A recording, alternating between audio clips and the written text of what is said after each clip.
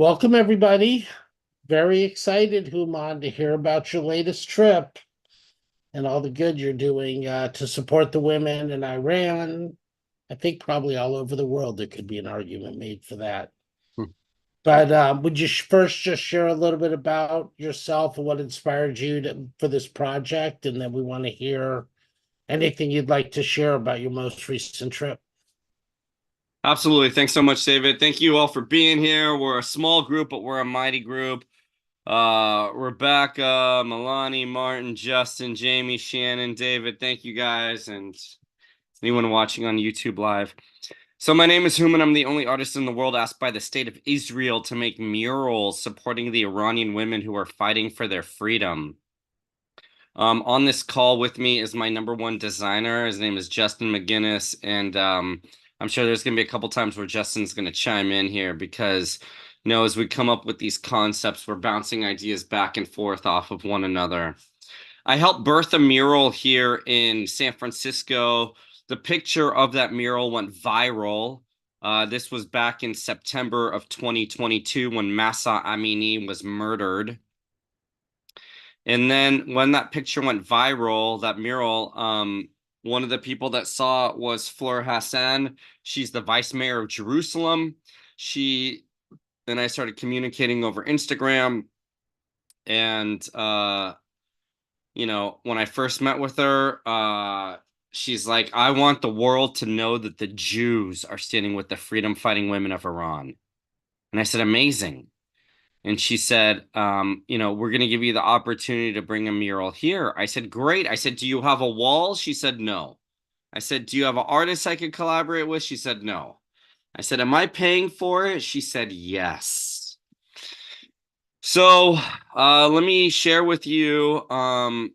So this was the first mural that was unveiled in Israel right when right after I met her. This went up on January 9th, 2023. And you can see here these four women were all murdered for showing their hair, and we united them with their hair. It's the first mural. It's very simple, but it made a loud statement, and the press of the world descended upon Israel. This woman right here, her name is Ferishte Ahmadi, and she's a Kurdish Persian. These two women, Mahsa Amini and Ferishte, are Kurdish. So the Kurds have been in Iran for over 1,000 years. Unfortunately, they get treated really badly to this day. But after she was murdered, this was the image of her daughter at her grave, her 5-year-old daughter. And when I saw this image, my heart exploded and I wanted to honor her mother. So she's in my very first mural here in Israel. This is the eyes of the world coming to Israel when we unveiled this mural. It was a really monumental day. I remember when this mural went up, the vice mayor of Jerusalem, when she gave her speech, said, I've been vice mayor for 7.5 years, and I've never seen anything come together in 26 days. So, for those of you who are religious, God's hand was on this right from the get-go. This is the second mural. It's in Nazareth. Nazareth is in Israel, and it's an entirely Arab city. 80,000 Arabs. 70% of them are Muslim, 30% are Christian. And this mural is 200 yards away from the Church of the Annunciation. We put all the names and ages of everyone on the mural who was murdered. So this girl was 7, this boy was 9. This guy right here won the gold medal for Iran in the Olympics, and they killed him for standing up for the women. On this mural, I put these three symbols together. A woman riding a lion with a sword in her hand because it's the first woman-led revolution in the history of the world. This is the flag of Jerusalem, which is the Lion of Judah outside the Temple Mount. And this is the original Zoroastrian symbol of Iran. And the reason that's there is because the Persians are Zoroastrian. And it's really important to know that, when God called the Persians to walk alongside the Jews, he wasn't calling Jewish people. He was calling a different culture, a different religion altogether. And then this is the very first time I wrote this on a mural. It's the second mural, but I wrote, "It's time for the Esthers of the world to rise up," because you have this symbol of a woman writing a line with the sword in her hand because it's the first woman-led revolution, but it's incomplete without these words. And anyone who's a Jew or a Christian, this really speaks to, because, Esther, a hidden Jew in Iran. In Iran. The whole book of Esther takes place in Iran. And it's it's a call. It's a call for the women of the world in the Middle East to rise up. In Iran, one of the things they do to the women who protest is they take a little gun and they'll shoot out one of their eyes. This is one of the women whose eye was shot out. And here's another woman. And the Islamic regime always targets the most beautiful women. So I found an artist. This is what she does with people who are missing an eye. And I thought I'd borrow this idea. So this is the fourth mural in Netanya, and this bird is the nightingale. It's mentioned in the Bible in the Song of Solomon, and I have it covering her eye that's missing. And then here's another, and then once again you've got the symbols, the woman writing. This is the seal of Netanya. This is the flower of Iran. It's the water lily. And then this is the fourth mural. It's also in Netanya, and once again, it's the other woman that you saw. And this mural and this mural are 100 yards from each other, and the bird covering her eye is called the hoopoe, which is the bird of Israel. For those of you who speak Hebrew, you say the hoopoe is pronounced the duri fat. And once again, you've got the words "Esthers of the world rise up." Let me just move this here for a second and scoot that over. All right. So, in Iran, there were these five girls and they did a dance. And dancing is illegal in Iran. And these five girls are 15 years old. And when they did this dance, the Islamic regime found them, they gave them 100 lashes, and put them in five separate prisons.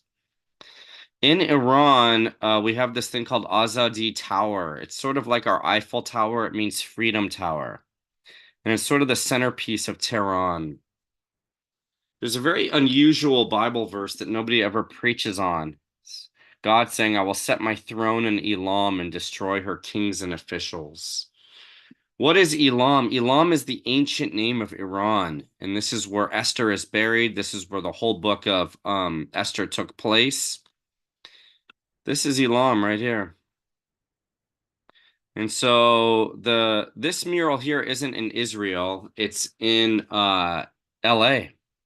And what you've got is the five girls dancing, Azadi Tower, 10,000 people cheering them on, a DJ.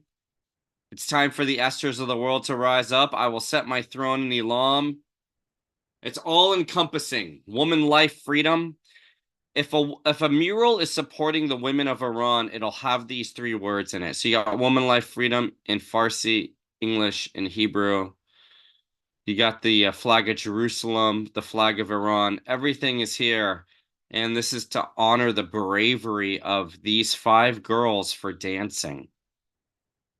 In response to these murals, the Islamic regime put out their own mural. They did this mural here. And this is a mural of an atomic bomb. And they only did it after I did 4 murals. This is in the center of Tehran. There's 30 of these.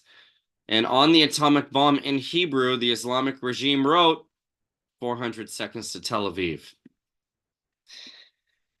This is Masa Amini. She's the first woman this is the woman whose death sort of ignited this woman-led revolution.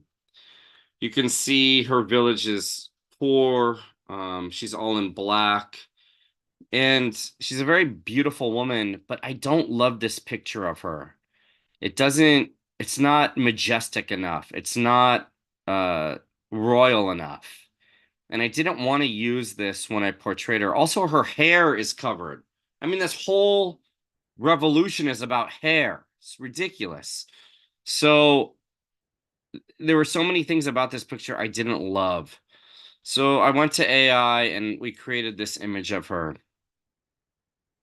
And Justin, who's on this call, Justin, you still here? I'm sure you are.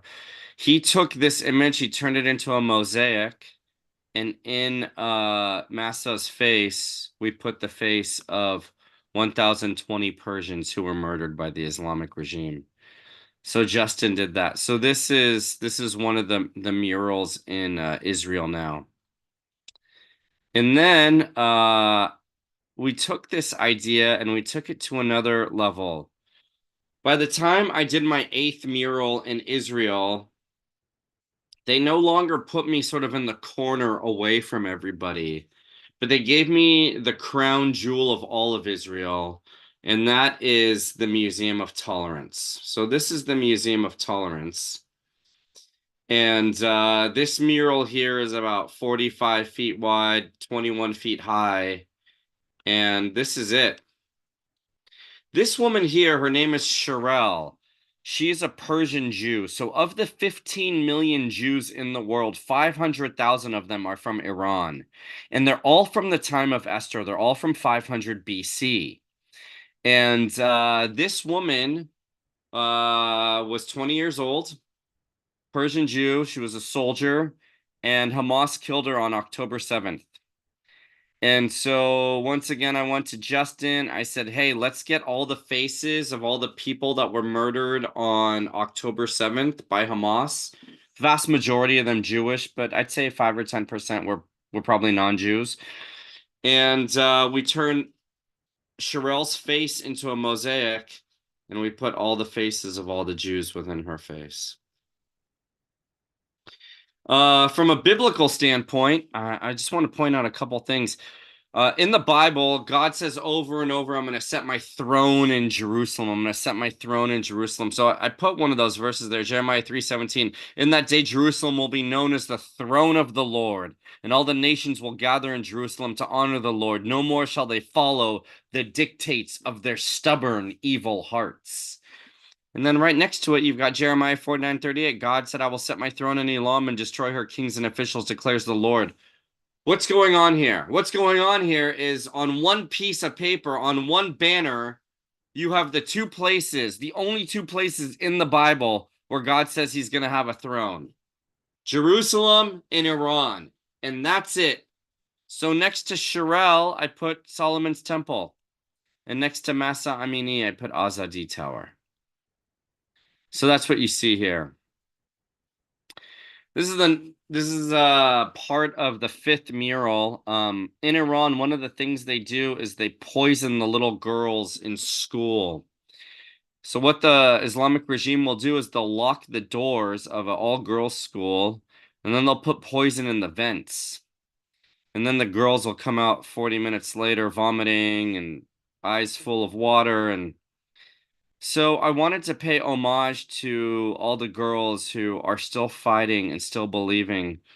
So this girl is somebody you saw earlier in the presentation. It's this girl.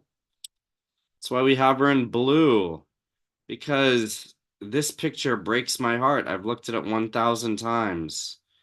And even though it's not exactly her, it's an homage to her. And so in her hair, we put in Farsi, woman, life, freedom. We have that girl surrounded by all this poison holding a gas mask in her hand. But she's still joyful and she's still smiling and she's still fighting. And next to her, I put a Bible verse from Proverbs. Probably one of my favorite Bible verses about women in the Bible. Strength and honor are her clothing, and she can laugh at the days to come. It's Proverbs 31:25. And then next to her, we put another picture of Sherelle. And probably the most famous verse in the book of Esther is Esther 4:14. You were chosen for such a time as this. And the reason I keep emphasizing the Bible is because the relationship between the Persians and the Jews is biblical. It's biblical. So when the Jews wanted to rebuild the temple, Cyrus said yes, and he paid for it. The whole book of Esther takes place in Iran. And then the Magi, if you are a Christian, in the New Testament, when God said, let's crown Jesus King of the Jews, Who did he call? He called the Persians once again to bring the gold, the frankincense, and the myrrh. So this is the fifth mural here. You've got Massa wearing blue and white to thank Israel, Sherelle, and then little girl. And then this is my ninth mural. I just unveiled it last week. And this woman here in the center, her name is Kosar. And Kosar won the silver medal for Iran in archery. But because she protested, they shot out one of her eyes and she can no longer do archery. So I put her on a lion with a bow and arrow in her hand, show her strength. And then, whoops, let me pull this up here. Here's a map of Iran, and then here, this is Elam. So Elam is modern day Iran, and all the descendants of Elam are Persian. And then I created this symbol. I mean, I didn't create it, but I'm highlighting it. And it's a reminder. This is a reminder to tell you that the Persians have been the friends of the Jews for 3,000 years. And Jeremiah 49:39 says, after God says, I'm going to set my throne in Elam and destroy her kings and officials, he says in Jeremiah 49:39, and I will reestablish the fortunes of Elam. So you have a moment where everything's going to go really bad, and then it's going to become really good again. So that's where I'm at right now. So where are we today, if you're wondering? Many Jews consider the most anti-Semitic city in the Bay Area to be Berkeley. I'm sure people aren't surprised by that. So I'm hoping to do a mural in Berkeley. International Women's Day is March 8th. It's a Friday, and I want to unveil it on March 6th. So I'm looking for a wall. I'm looking for a muralist, but I have the design ready to go. And it's going to not only feature Massa and Sherelle, but it's also going to feature 4 men on International Women's Day. Very controversial. 4 men who have been huge supporters of the fight that the women have been going through. And I made a sort of a Mount Rushmore. So yeah, so there it is. Justin, I don't know if you're still here. If there's anything I left out, because Justin is my #1 designer, and he's the one that I sort of bounce these ideas off of, because when you design something, you can't just design it. You have to make a sketch, and then you gotta check out the eye line, and you gotta check out the shading and the shadows. It's a whole process.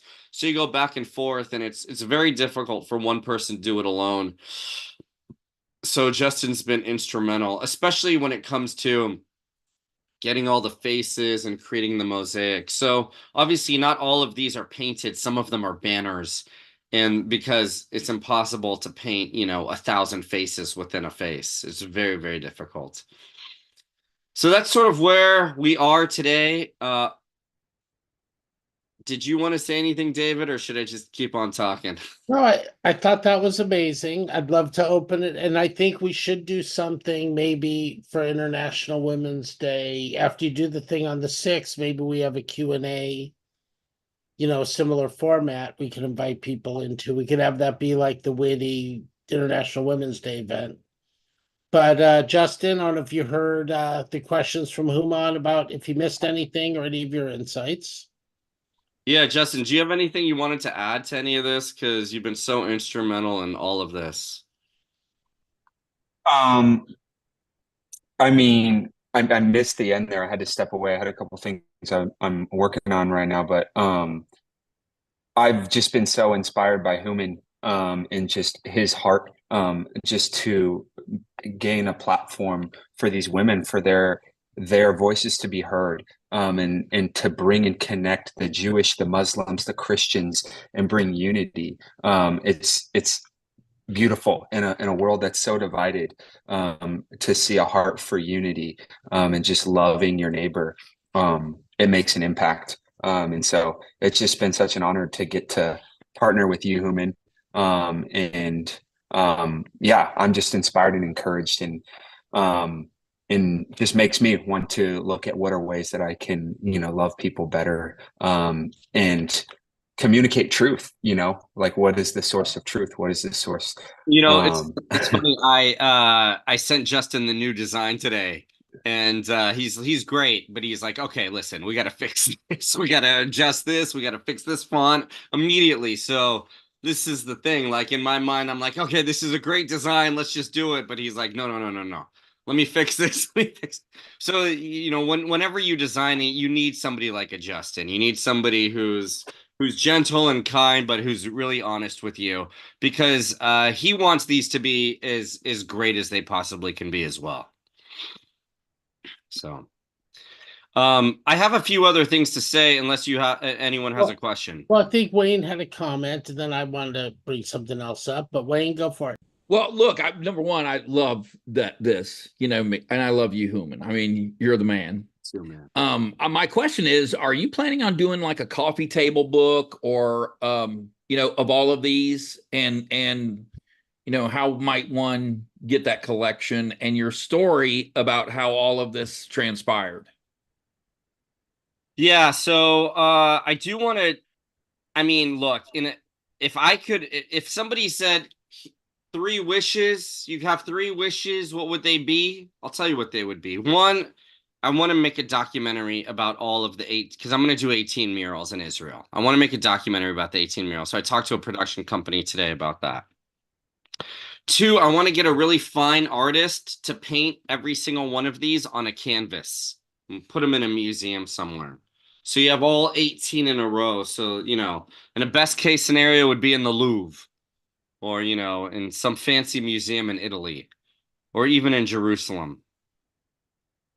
And the coffee table book is great. I've looked at, what are considered the top 25 coffee table books on art.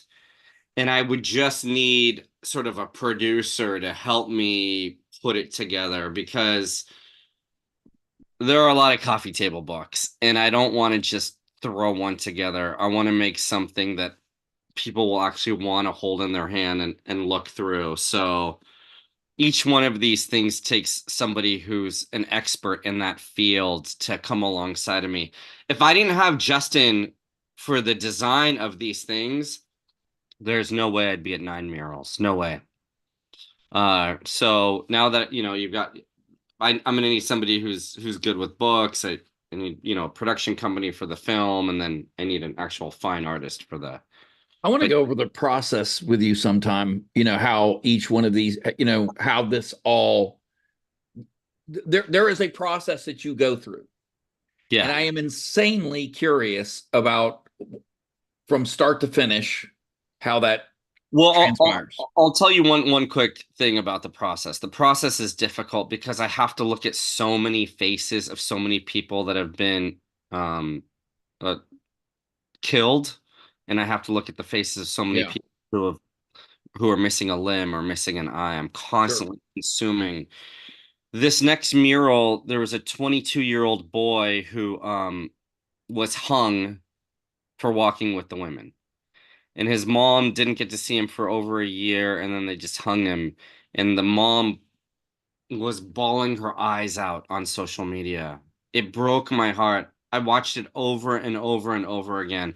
And so in this next mural, this one in Berkeley, I'm going to honor this boy who was so handsome, and he just looked so sweet. And here's the thing that I want everyone to hold in their hearts. I want everyone on this call and watching to hold these 2 things in their hearts. Iran is the #1 sponsor of terrorism for the whole world. And you can go after Hamas or Hezbollah or ISIS, but you're just going after a tentacle. You're never going after the eye of the octopus. Never. And then 2, I know Israel is very controversial right now. I know a lot of people hate Israel right now. But please keep in mind, Israel is the only country in the Middle East standing with the freedom-fighting women of Iran.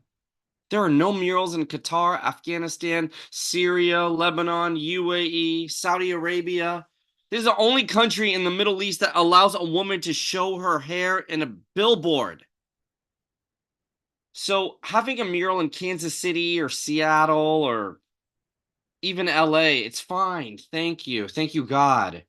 But having that same person remembered in Jerusalem or Haifa or Nazareth, any biblical place, the Sea of Galilee, it's like an atomic bomb.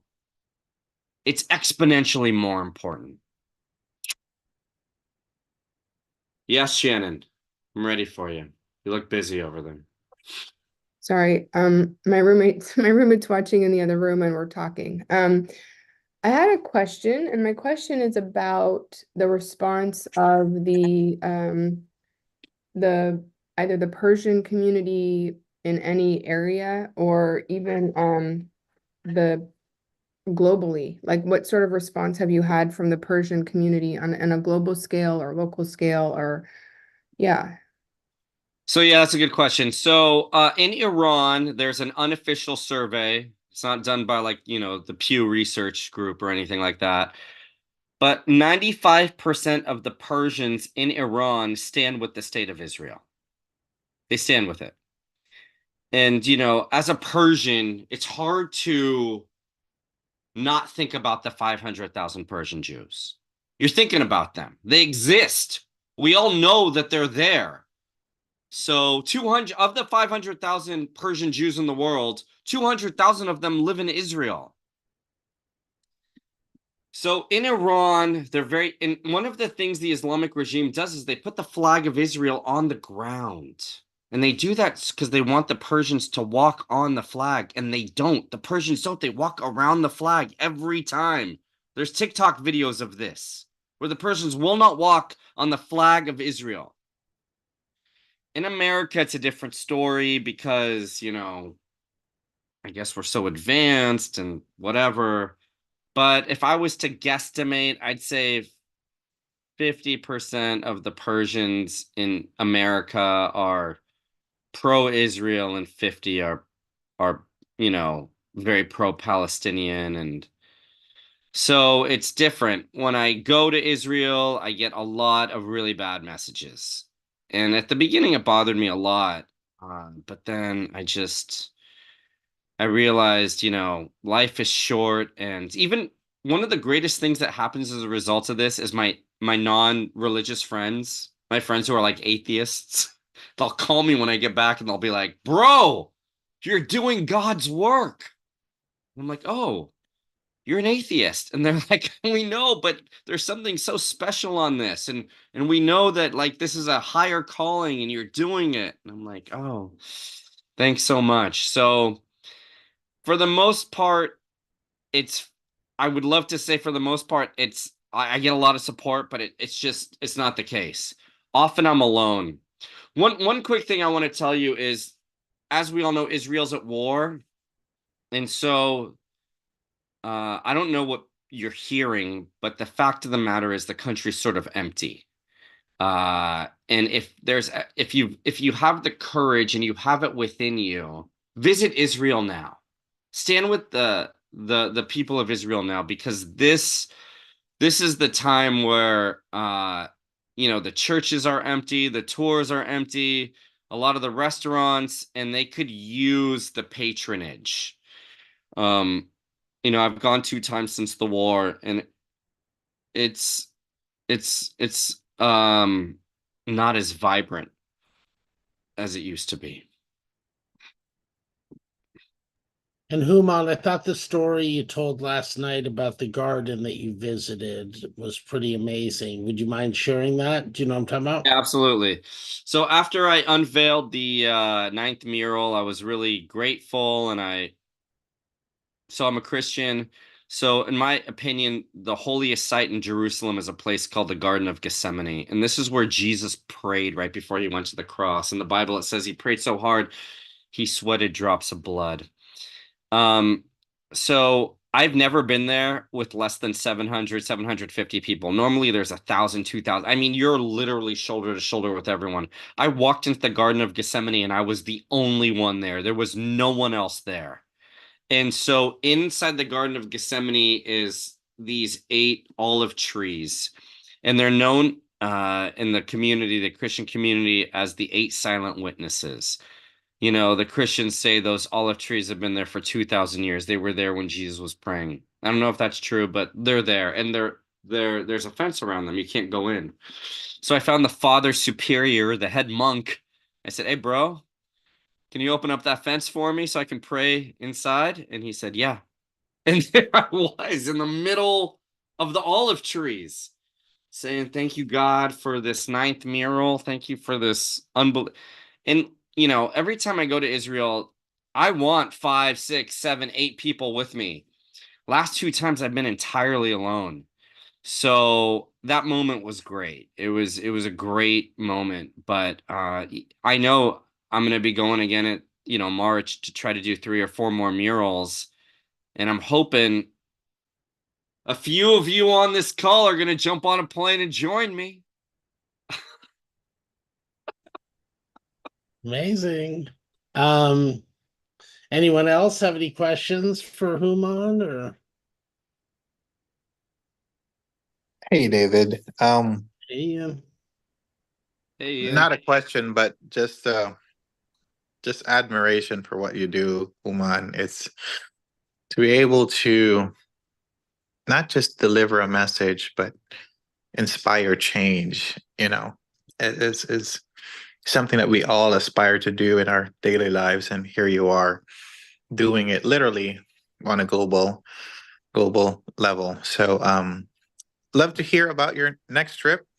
And if I could swing it, love to join. So yeah, keep in Yeah. touch. And Ian will be at the Super Bowl on Sunday. Is there anything he can do there, Hooman, to support? Yeah, we'll be at the ESPN tailgate with Brad Park. So All right. Drop let some. let us know. I'll And drop yeah, my cell in the chat here. I'll connect you guys. And then we Oh, should, perfect. I've yeah, tried to connect with Brad a couple times on this, but I Oh, there have you go. back. So maybe you could plant a seed, Ian. Say yeah. Yeah, I'm literally with Brad that day.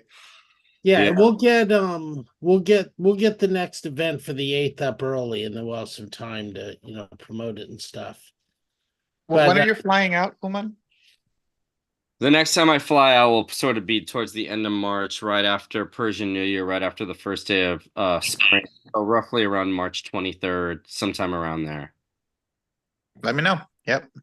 Yeah, absolutely. Dr. What city are you in? What city do you live in? Irvine. Oh, okay, all right. So you're in LA. Yeah. Yeah, Yep. yeah. Dr. Turby Phil, go for it. I just want to know, have I missed it? Are there some links in the chat because I'd like to send, if you have a web page with these murals or stuff, I'd like to send it to someone. Yeah, let me put it in the chat right now. It's basically my name. It's Hooman.tv. Let me write it here. It's and there I also have a sort of like a GoFundMe and stuff. It's yeah, I pay for these myself, and so even as I'm trying to do this mural in Berkeley, I'm getting bids from muralists, and it's so expensive. It's a lot more expensive in the U.S. than it is in Israel. Uh, the Israelis, the Jews that I work with, really see the importance of this, so they give me a big discount. But the ones in the US. So Justin and I were talking earlier whether or not we should print this and put it on the side of a wall, or we should have somebody paint it. So but yeah, if you could share that with your friends, that's my website. Also, my Instagram is the same. It's Human TV. And where can I get a copy of this meeting? It's on the Witty YouTube channel. I'll send you the link. Okay, So you have it. terrific. It'll be there forever. All righty, thank you. Yeah, and then we're doing another one March 8th. We'll probably do same time, and that way Hooman after the Berkeley, we could just maybe, we'll do something that day. But Yeah, and maybe we'll show the video too from the last trip, which I think was great. But Shannon, go for it. Yeah, thank you. Hooman, I have another question for you. What would and I might have missed this as I was moving around to set up. what would be like the message of unity that would include Muslims? Like, I understand the Jewish and Christian connection. What would be the message for Muslims that's like inclusive in all of your efforts here? Yeah, so my favorite mural is the one on the Museum of Tolerance. But my second favorite mural is the one in Nazareth. And the one in Nazareth has a really unique story to it. That wall is owned by two Muslim men. It's painted by a Russian Jew and designed by a Persian Christian. So when I went to the two Muslim men, I said to them, I go, hey, can I have this wall? And they said, for what? And I said, to support the women of Iran who are fighting for their freedom. And they said, absolutely not. No. And I looked at the man and I said, so, tell me about yourself. Are you married? And he was like, why are you asking me these questions? I said, do you have any children? He says, yeah, I have 3 daughters. And I looked at him and I said, hey, listen to me. If the Islamic regime becomes the kings of the world, they will come to your house and they will kill your 3 daughters. Because you are Sunni and they are Shiite. And they come after the Sunnis as hard as they come after the Christians and they come after the Jews. And his face changed. And he said, yeah, you're right. They do. And I said, give me that wall so that, we can, because if you stabilize Iran, you've stabilized the whole Middle East. They, like I said 10 minutes ago, they're the #1 sponsor of terrorism for the whole world. Israeli media keeps putting out this message saying, we Jews are fighting the war you should be fighting. And they're right. So the message of unity is, let's get rid of the Islamic regime. Let's make Iran free. Then the Muslims can live at peace. The Christians and the Jews, at least for the time being. I'm sure there'll be something in a few years that'll divide us. But right now, that should be everyone's focus. And let me tell you something. I showed you all those images and all of those dead people to show you ultimately one thing. And I hope it got into your hearts. That the Islamic regime, they're literally killing their own people. If they're going to kill their own people, they have no regard for their own Persians, their own Muslim Persians. They're going to have no regard for anyone in the world. They're the worst regime in the whole. They're the modern day Hitlers. So eliminating them is a gift. And that's why I put that verse. When Justin and I were talking about Bible verses and where to place them and stuff, Jeremiah 49:38 is so great. I will set my throne in Elam and destroy her kings and officials. When I spoke at the United Nations in Geneva, Switzerland, and I said, when God says that, he's talking about the Islamic regime. He's talking about destroying the Islamic regime of Iran. Those are the kings and officials.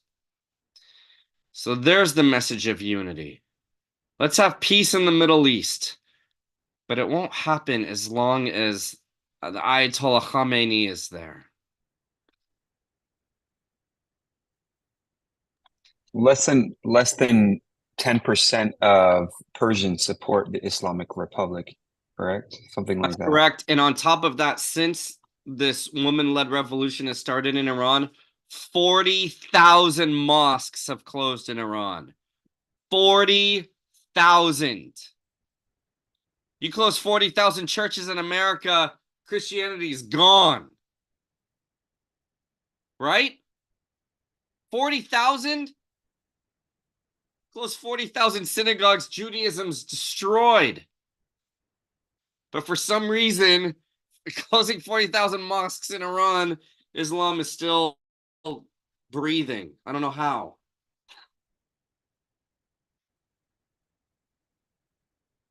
Anyway, sorry if I got a little emotional there.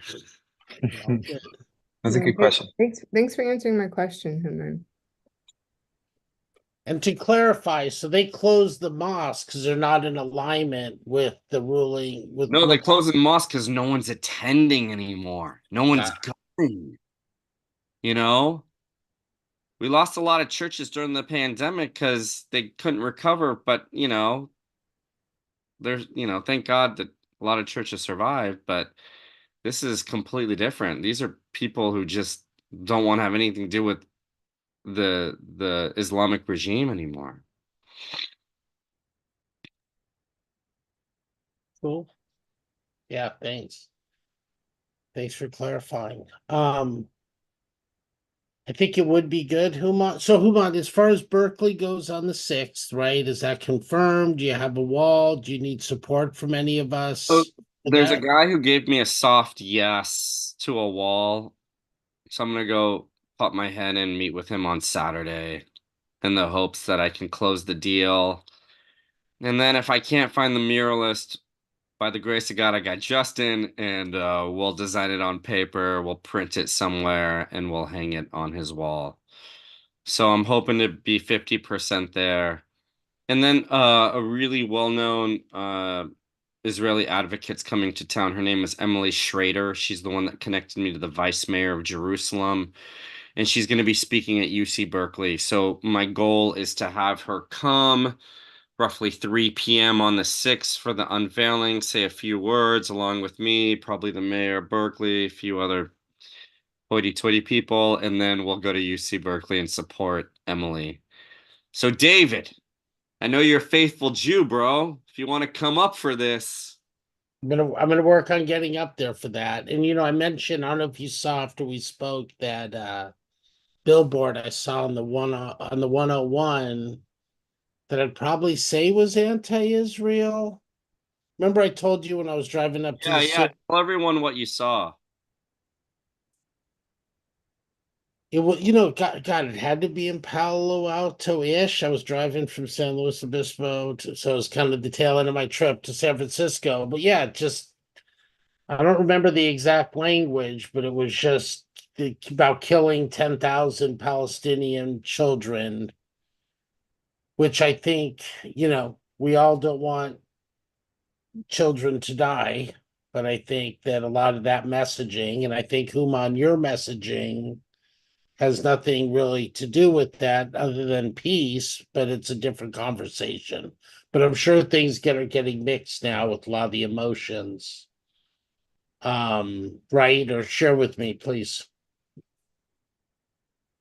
Share with you about. Well, just about your opinion of, right, with the war going on now, what you're doing is different. It's supporting the women in Iran. Yeah. I know there's high emotions on different sides, and there's a lot of uneducated kind of replies that people are emotions that they're having. Right. Because war is never good. I think we can all agree with that. But I think, yeah, just any thoughts about the war and just. So, listen, I'm not an expert on the Palestinian and the Jewish conflict. I mean, let's just keep in mind this is a war that's been going on for 4,000 years, okay? This isn't new. So, Yeah, I do get a lot, like I said earlier, a lot of really disparaging remarks every time I go over there and put up a mural. I If you were to say to me, how long is this conflict gonna go? I promise you it's not gonna end before December. There's just no way. So I um I hope I hope the collateral damage is a lot less than it's been. And I hope that um Hamas is destroyed. And I also hope that Egypt and Jordan and Syria and Lebanon will open up their borders. I mean, yeah, the Palestinians aren't welcome in Israel, but I think the Arab world should consider giving refuge to the people of Gaza. Yeah. And I guess I brought that up just because, certainly a billboard on the 101, although that was kind of small and off to the side a little bit, but that it has a lot of visibility. And maybe even getting, more positive message like what you're doing as a billboard on the 101 would be something we should look at as well. Yeah, a billboard's good. It's just, Well, you a know, mural though, a mural on off the 101, right? I mean, just Berkeley, yeah, visibility. the Persian community did do a giant electronic billboard in Times Square in New York.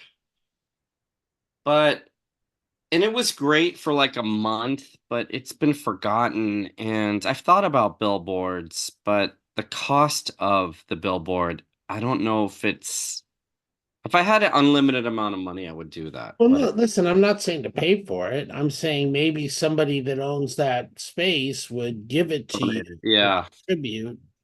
that's true. Yeah. Yeah, it's something to consider. It's something to consider. The reason I'm doing this one in Berkeley is just I feel led to do it. I feel called to do it, and I seem to have some support around it. Not the by the grace of God, none of my murals have been defaced, not even the one in LA. And everyone is promising me that this one in Berkeley will probably get defaced. So that's another reason to print it because we could print it on a material that's easily cleaned. So I don't know. We'll see. I mean, honestly, all of this is like God's hand is on all of this. So whatever he ends up wanting it to be is what it'll be. Exactly. Well, thank you, Human. Any other questions while we have a couple minutes? We'll do the next one on March 8th at this time, right? So that'll be after the Berkeley or whatever's happening, at least to support you, Human, to get ready for your next trip a few weeks after that. I think it would be great to do it on International Women's Day. And Yeah. maybe then we get together on some speakers or some other people. We'll Yeah, I'll talk. see if Emily Schrader's available. Yeah, that'd be amazing.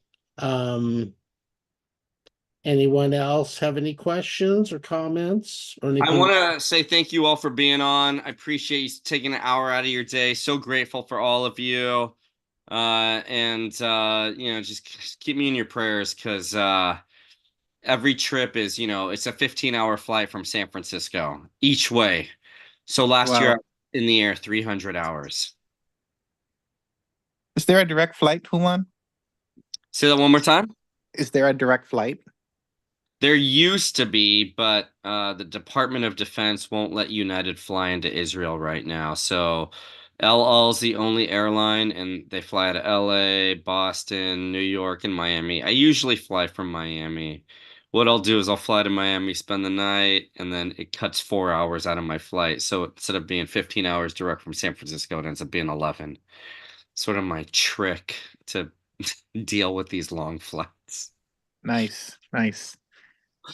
Cool. Awesome. Okay, well, we're here for you and we appreciate you and you're doing it for all of us, so we know that. Thank you you so all. much. I'm so grateful for all of you. Thank you, David, Thank Justin, you. Thanks, Shannon, David. Martin, Jamie, Gazal, Carolyn, Milani, Runa, Rebecca. Thank you all for being here. Thanks, Thank everyone. you. All Have right, a great guys. weekend, everybody. Take care. Bye-bye. Thank you, Hooman. Bye. Bye.